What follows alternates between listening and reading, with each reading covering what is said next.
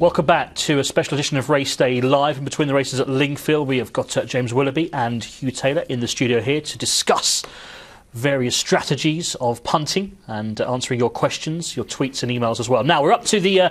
we're talking about the psychological threats, aren't we, to a successful punter. We need to go to Hugh for the confirmation bias. We've heard the theory from James. Hugh, you've got some examples of this. I mean, I've got a few examples here. After a big race trial, everybody's sticking to their own anti-post positions. You were talking about the race on Saturday, weren't you, with Rock on Ruby?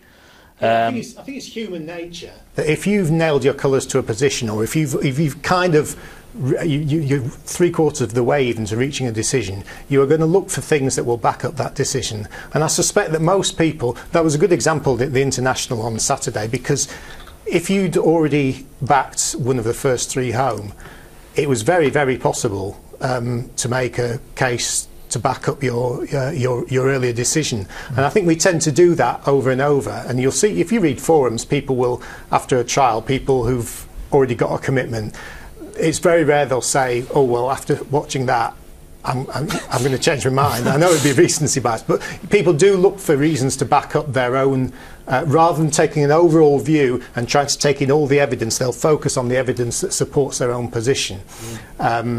And the other example I was going to give for this is, and I know this is something that I do all the time as well in my column, I'm trying to stop doing it, but every pundit does it.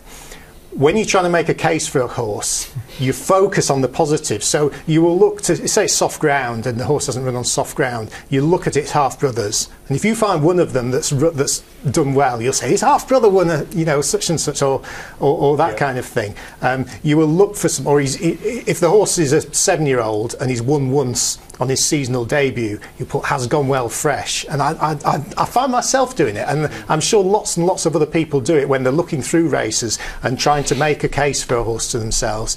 And it's very, very tempting, because your tendency, your natural tendency, is to try and look for something that backs up the position you're trying to prove. It's like Fleming Star, isn't it? A good recent example, Fleming Star, fancy for the Gold Cup, never gone further than 2.5, 2.5, and obviously Gold Cup 3.25 miles. People said, his half-brother, who I think is a horse trained over here, I can't remember who trains it. Is it Jenny Canlish trained it? I think it was Barafundle or something. Barafundle. I think it's Barafundle. Yeah. Anyway, people said, his half-brother Barafundle stayed 3 miles, he wanted a trip.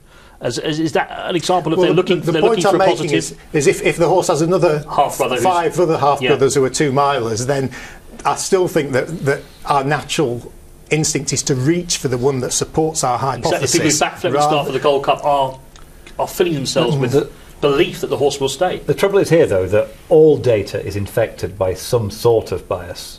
It's impossible. If you were to only write articles when you did tips based on statistically significant large samples, you wouldn't be writing a lot of copy. We're forced to make judgments a lot of the time which are in part intuitive because of the limitations of data and how quickly the game changes. The point about these biases, in my view, is that the awareness of them suddenly improves your thinking. It's not that you can necessarily eradicate them or that people who make them are to be criticised. Like the excellent examples you give, there's nothing wrong with saying that in tipping copy. There's nothing wrong with saying his full brother won 15 times in the mud. Even if it doesn't support it, it is in some cases illustrative of an example. If you were to put, I can't make any judgments from Fleming Star's pedigree simply because there aren't a statistically significant number of relatives, people for whom your copy is may inform are just never going to have anything to read. Yeah, but the point I'm making is that I think it's erroneous to pick out the one factor that does support the hypothesis you're stating, if there are 5 or 6 things that actually are opposing to it. And I think that it's a tendency that most of us as punters have when we kind of get our first inkling that, oh yeah, I quite like this horse. We do then tend to try and focus too much on finding the things that support that selection, rather than looking in a balanced way at every factor. That's a good point. Okay, anchoring is the final mini subject in this particular category. Do you want to just explain again what anchoring is? Anchoring is basing your case for a complicated judgment on a single factor that occurred to you some while ago. So it may be, if you're looking at the champion hurdle, I always oppose 5-year-olds, or like someone just said, Jamie Spencer has cost me so much money, I can't possibly back his mounts. Therefore, if I had a bet in the last race, I'm automatically going to lose because Jamie Spencer's riding one of the fancied horses. So in that case, you'd anchor your assessment over the complicated situation of the race on the fact that you don't like Jamie Spencer. So I think we all kind of have jockeys and trainers, and I don't know. I've always had sort of. Well, we shouldn't have. We do because we're human. It's another fault, isn't but we it? shouldn't, Yeah. unless, of course, those judgments are based on numbers. A huge sample. Yeah, unless they're based on the fact that riders are actually, some of them who are famous are actually not very good.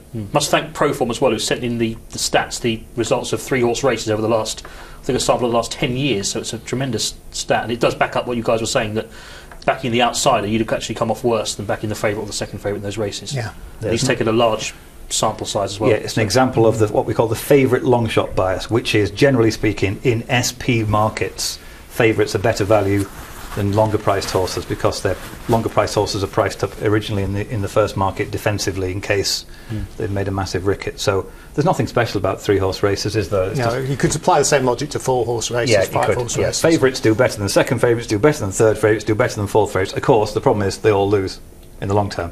You can't just win by following favourites or second favourites or third favourites, even though some people on the telly suggest you can. Okay. Anchoring, Hugh, did you have any examples you wanted to illustrate?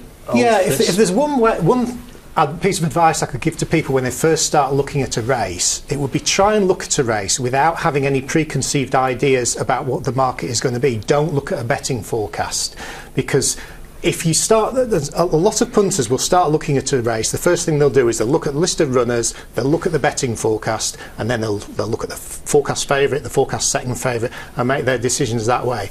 If you do that, you are anchoring your expectations of what each horse's price is going to be, and you're going to be influenced by that. And you'll quite often see, you'll hear people saying on TV, this horse is a much bigger price than I expected, and what they mean is it's a much bigger price than when I looked at the betting forecast last night and saw it was favourite. You see it over and over again, and if you can avoid having your expectations preconceived in that way by actually looking at the race, and you don't have to do your own tissue or anything, but look at the race, and even if you only sort it out into, well, I think that's got the best chance, so that would be my first in the market, or maybe have a rough guide for the price, I think you are on the way to finding value, rather than starting off with the betting forecast and then trying to work out whether it's value or not.